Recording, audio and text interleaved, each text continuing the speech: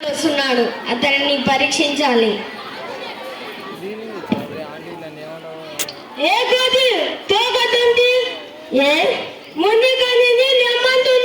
నేను లేయలేని పరిస్థితిలో ఉన్నా, పక్కదారి నుంచి వెళ్ళవచ్చు కదా.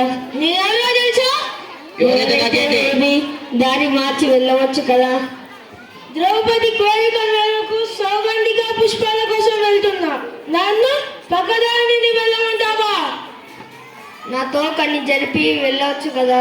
నా గద తాకి నీ తోక చితికితే నా తప్పు కాదు. సరే.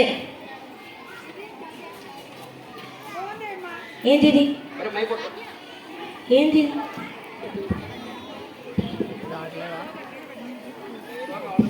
రావట్లేదంట, నువ్వు పట్టుకోపో.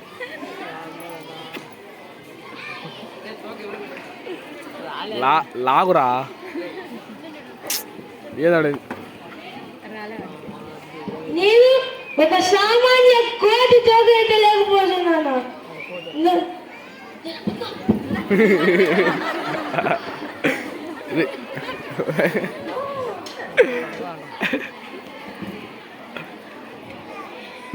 ఈ యజ్ఞాన్ని వందించి తమరెవరో చెప్పండి. నా తమ్ముడు భీముడు తన అన్నయ్యను కూడా గుర్తుపట్టలేనంత అజ్ఞానిగా. అన్నయ్య